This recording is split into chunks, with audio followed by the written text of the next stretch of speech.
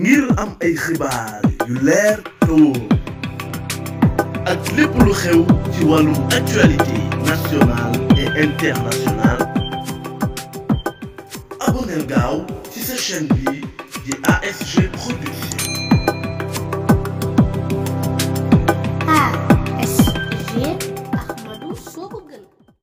comme que temps bi dafa xaw a xat du ñu def lu dul li nga xamante ni moom lañ demoon recherché jëlee ko ci Sohibou Kébé ak yeneen i bindkat yoo xamante ni ñoo ngi ci yoon bi di bind ñu noonu nag dinañ ñëw jagleel ko mbooloo mi rawatina sunu mbokk malinké yi nga xamante ni ñoom français bi si la ñuy gën a comprendre. Premier thème bi day wax ci le rôle de la jeunesse dans la voie mouride, la jeunesse dans les écrits de Cheikhoul Khadim. Cheikhoul Khadim a consacré à la jeunesse une part importante de son enseignement et a composé des ouvrages spécifiques pour l'éducation des jeunes.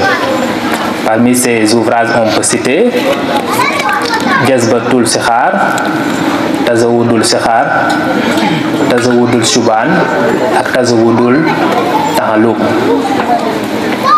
Ce sont des ouvrages qui permettent aux jeunes, aux étudiants d'apprendre l'iman par le tawhid, l'islam par le fiqh et l'ihsan par le tasawwuf. Ils contiennent aussi des conseils judicieux pour l'éthique et les règles de bienséance.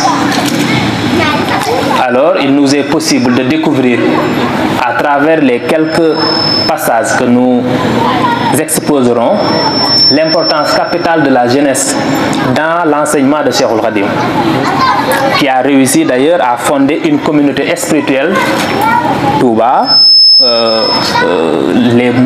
les Mourides, la communauté Mouride, et une cité idéale, je veux nommer Touba. Par exemple, dans Jazbatul Sikhar, qui signifie en français l'attraction des enfants pour le service de l'élu, est un ouvrage qui conscientise les enfants. Pourquoi? Afin que ces enfants se détournent des jeux futiles. Mais aussi un ouvrage qui veut que les enfants soient orientés vers la félicité terrestre et céleste. Les enfants, comme vous le savez, dans leur innocence, ont absolument besoin d'orientation afin de ne pas se laisser abuser. Ça, c'est un. Au risque aussi de partir à la dérive dans un monde sans repère spirituel. C'est ce que je dis très souvent. Nous sommes dans une société qui manque de capital spirituel.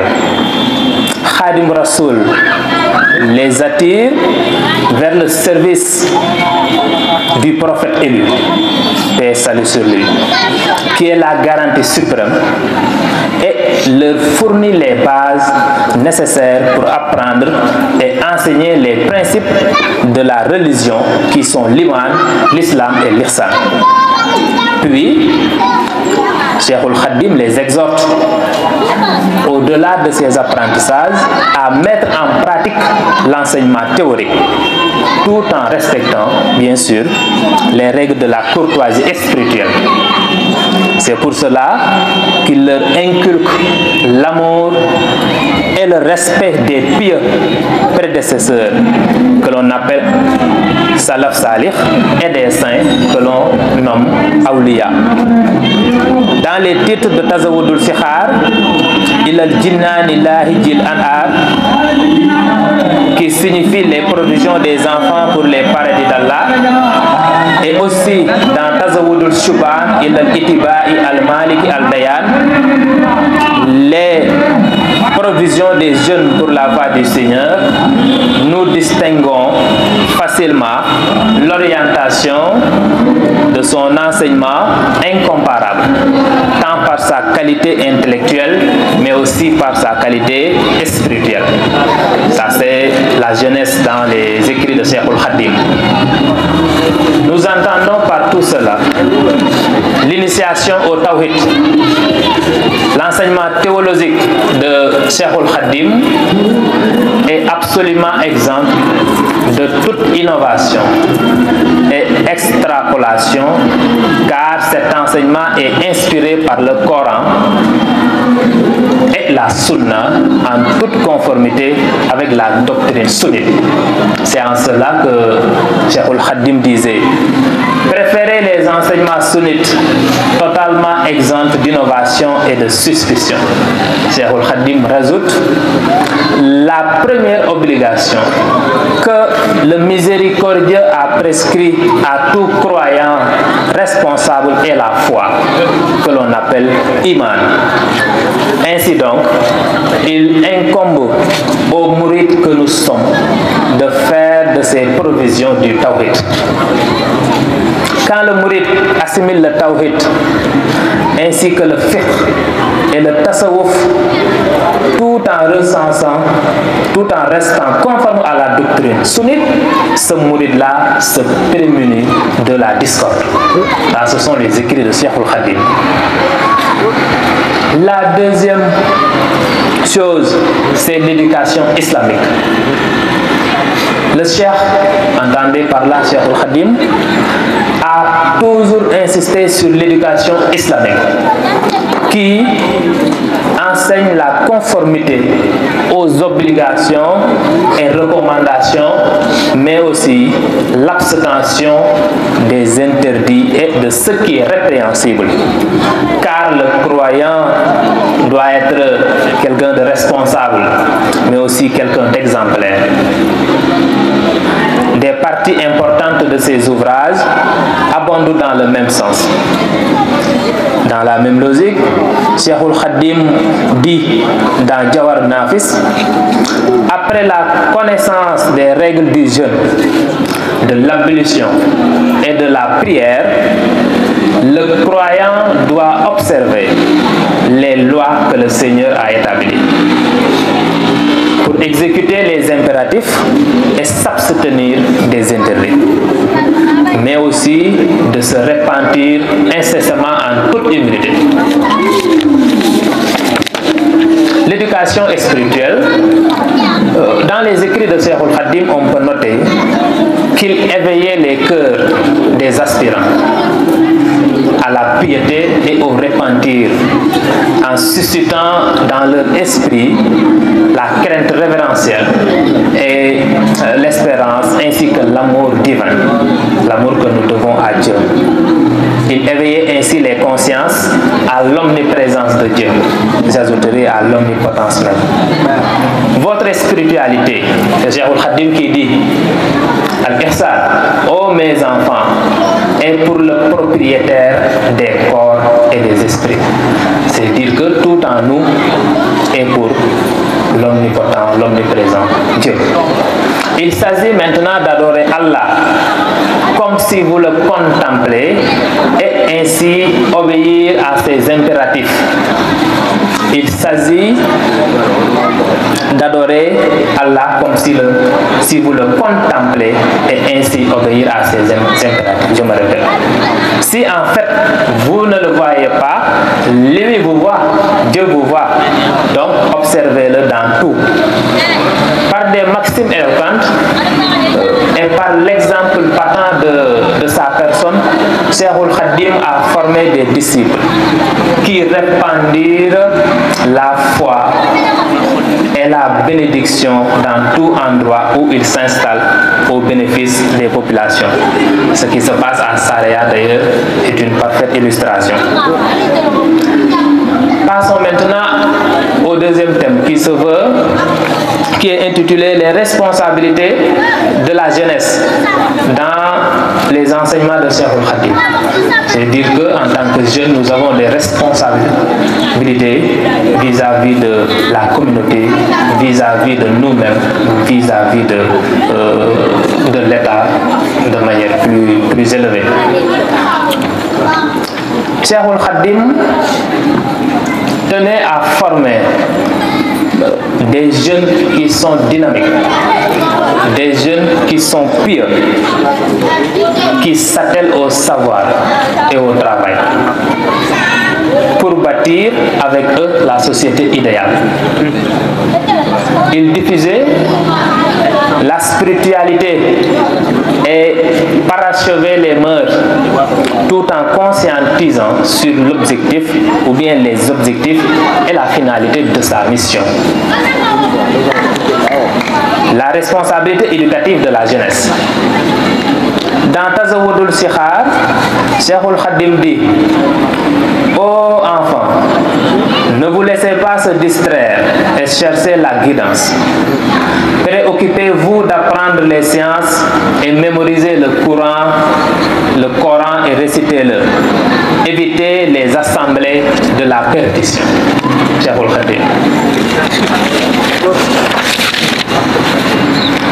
Aujourd'hui, plus que jamais, avec tout ce qui se passe dans le pays, nous avons besoin de former des jeunes dans le savoir islamique et de mettre en application les enseignements de Cheikhul Khadim dans un monde qui est totalement à la dérive, dans un monde où toutes les formes de dépravation sont accessibles aux jeunes.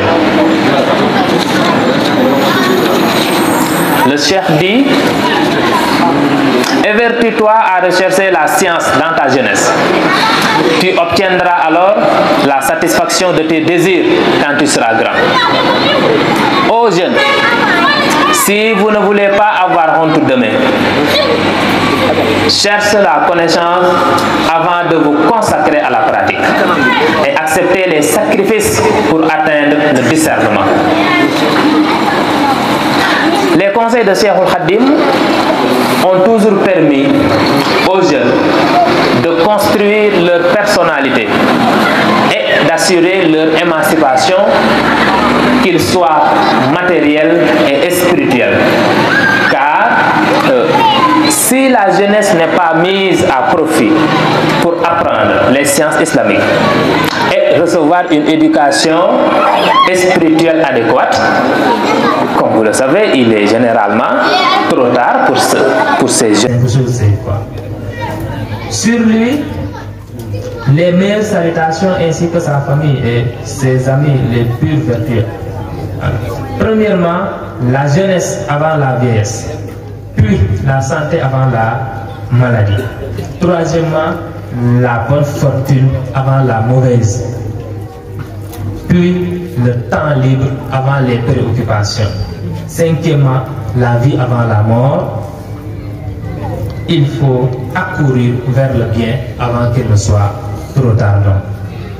Dans Nahjul Khada il-Had, Cheikhul Khadim présente un protocole éthique pour les disciples afin que ces derniers puissent apprendre les règles de bienséance avec leur cheikh, mais dans la société, avec la famille et même avec les enseignants. C'est un ouvrage qui d'ailleurs doit être constamment médité dans notre époque où les valeurs sont, comme vous le savez, perdues depuis belle lurette. La responsabilité maintenant sociale de la jeunesse mouride dans sa globalité. Les jeunes dans la société sénégalaise n'avaient pas une influence dans les prises de décision. Car la culture africaine, comme vous le savez, accorde une importance capitale aux parents et aux vieux, ce qui laissait à la jeunesse la possibilité de s'adonner aux jeux et au vagabondage. Quand Cheikhul Khadim maintenant annonça sa réforme, il donna aux jeunes une place prépondérante, importante, et les occupa. Comment? Par l'initiation, mais aussi la réalisation spirituelle, afin d'en faire des modèles pour la société.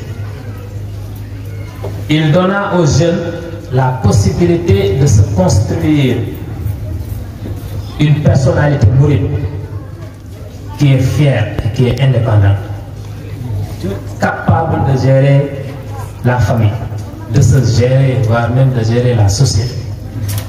Il investit des jeunes dans la fonction spirituelle de cheikh, sont nombreux, et les disperser dans le pays. Pourquoi? Afin qu'ils enseignent l'islam, éduqués par la volonté spirituelle. Nous avons le meilleur exemple. Si nous regardons,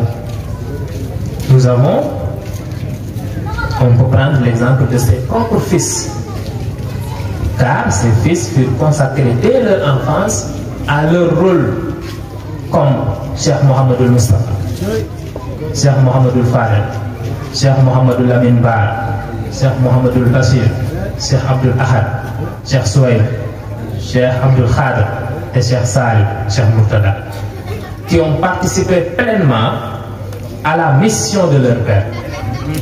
Ils ont tous consacré leur existence à œuvrer dans la voie mouride par l'enseignement, mais aussi par l'éducation spirituelle.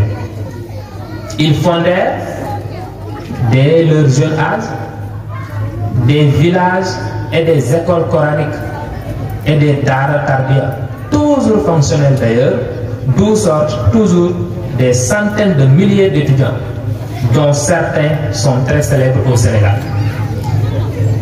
Sitôt après le départ de Cheikhoul Khadim, les mourides se rangèrent derrière son jeune fils, Cheikh Mohamedou Moustapha, qui avait à peine la quarantaine, mais qui a réussi, grâce au concours de tous, à réaliser les vœux de son illustre père, comme la fondation de la mosquée de Touba.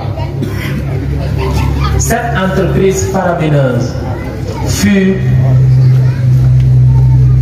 entreprise dans des circonstances très difficiles. Vu les coûts et l'absence de moyens de transport pour les matériaux, c'est ce qu'expliquait tout à l'heure le gars de Touba Sakanam. Voilà. Il était sage et généreux et a pu préserver la cohésion du mouridisme, malgré certaines vérités. Cheikh Mohamedou Moustapha. Ses successeurs continuèrent à élever le flambeau du mouridisme et chacun aura géré son époque et à consolider les acquis de ses prédécesseurs.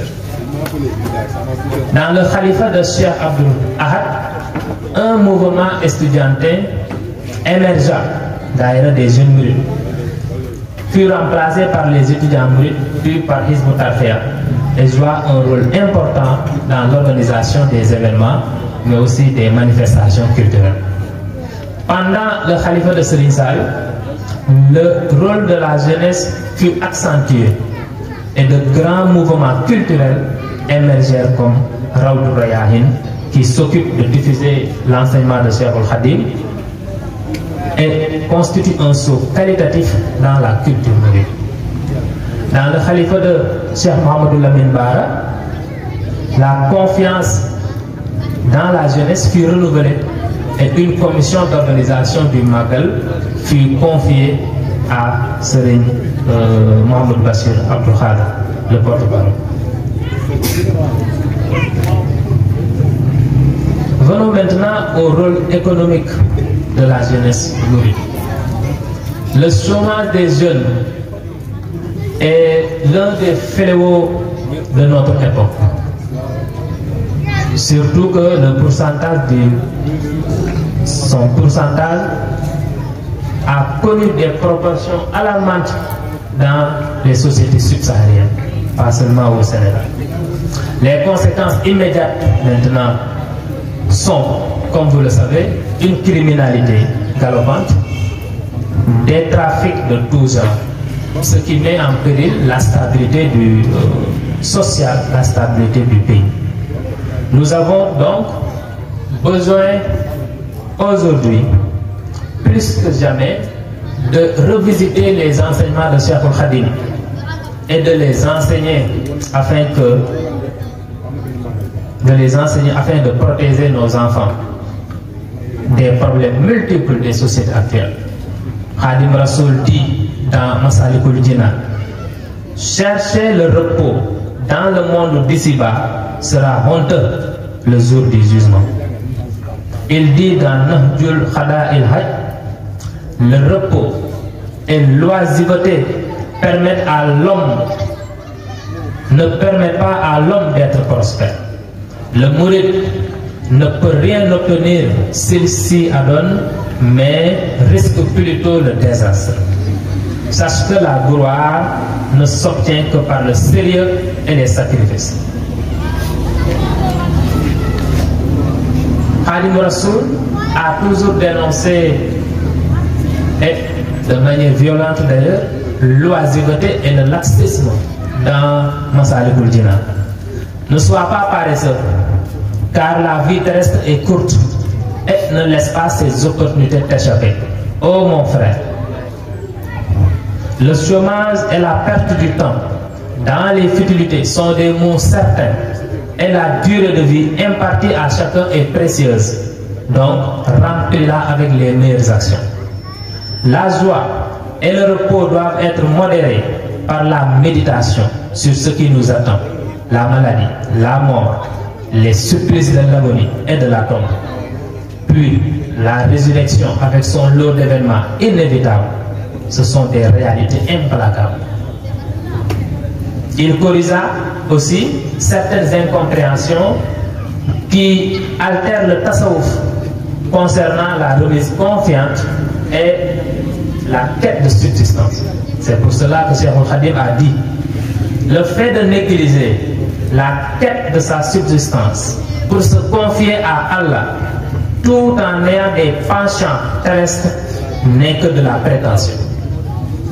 Sache que la quête de la subsistance n'est nullement en contradiction avec la remise confiante. Il te suffit de ne voir que le Seigneur, maître des créateurs, dans toute subsistance que tu obtiendras. La meilleure attitude est donc, ou bien consiste à réunir la quête de la subsistance que l'on appelle tafassuh et la remise confiante qui est appelée tawakkul, même s'il y a une divergence subtile sur ce point. En vérité, le Seigneur a lié les causes aux effets pour en faire les moyens de ses actes. Le Seigneur a codifié son programme en conséquence et a établi son règne sur des lois causales qu'il a érigées en principe, transcendant soit-il. Celui qui espère, c'est Cheikh Khadim qui parle toujours, celui qui espère des bénédictions sans être assidu dans les actions, tout en prétendant disposer des privilèges divins, se fait indélicat et discourtois envers son Seigneur. Et surtout, il risque de faire face aux désillusions et peut être à la perdition. En vérité, Cheikh Khadim encore, la divergence réside dans la meilleure attitude à prendre en fonction des conditions. Quand les conditions sont défavorables, oh mon frère, remettez-vous à votre Seigneur. Mais si la situation est favorable, il faut par conséquent chercher sa subsistance par l'effort personnel. Cependant, il faut éviter tout compromis tel que la dépendance envers les créatures ou un conflit avec sa conscience. Il ne faut pas que la quête de la subsistance conduise à l'attachement aux biens terrestres ou aux tentations. Il faut impérativement allier la quête de la subsistance à la remise confiante. Ainsi, les sages l'ont confirmé. Ainsi, le Cheikh dit aux jeunes, toujours, d'orienter, à donner aux jeunes les orientations bénéfiques et exhortant à la consommation exclusive du licite, quelque chose qui est licite. Demander sa subsistance licitement est une obligation pour tout musulman. Ni la science, ni les adorations ne sont efficientes quand on se nourrit illicitement. Cherchez les biens licites constamment afin que vous soyez obéissants et sur le bon chemin. Le Cheikh a fait du travail une échelle d'ascension pour les hautes destinées et ainsi éduqua ses disciples par la pratique et la théorie.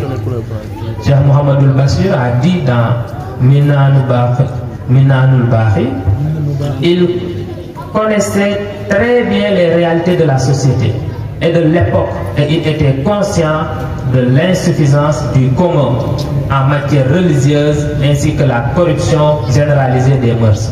Il traitait avec sagesse en enseignant le nécessaire pour la pratique des piliers de l'islam et en exhortant aux travaux physiques afin de combattre l'oisiveté et la paresse qui sont source de maux de la société et de la spiritualité.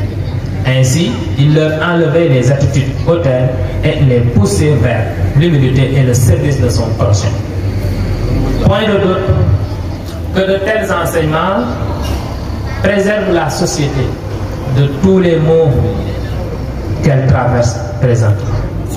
C'est la criminalité, la violence et les fléaux qui gangrènent notre monde contemporain. Quelles sont maintenant les perspectives pour le futur? Nous avons constaté que dans l'exposé, le rôle de la jeunesse est efficient dans le mouridisme depuis son commencement jusqu'à nos jours.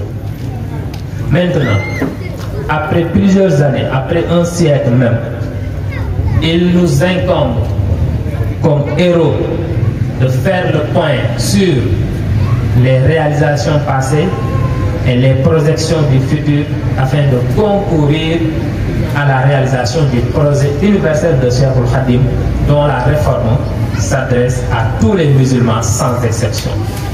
Le mouridisme s'étend sur les 5 continents grâce à la jeunesse mouride. Mais nous avons besoin d'unifier nos efforts et surtout d'être fidèles à l'enseignement de notre vénérable maître Cheikhoul Khadim.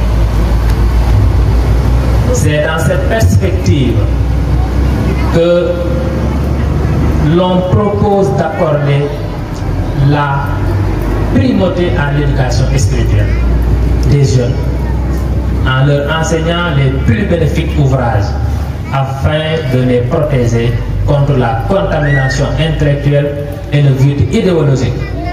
Khadim Rassoul nous a légué, comme vous le savez, un patrimoine inestimable qui nous enseigne l'iman, l'islam et l'ihsan dans la meilleure forme et la plus efficiente méthode d'ailleurs. Pour cela, nous appelons tout un chacun, surtout les autorités mourides et tous ceux qui sont qualifiés pour cette tâche, à fournir les efforts nécessaires pour divulguer l'enseignement de Cheikhoul Khadim dans toutes les langues universelles, afin que tous les jeunes puissent en bénéficier. Ainsi, nous aurons une jeunesse qui sera consciente, une jeunesse qui sera responsable, mais aussi une jeunesse qui participera à résoudre les problèmes de son environnement. Je vous remercie. ngir am ay xibaar yu leer te wóor ak lépp lu xew ci wàllum actualité nationale et internationale abonneel gaaw ci sa chaîne bi di ASG Production.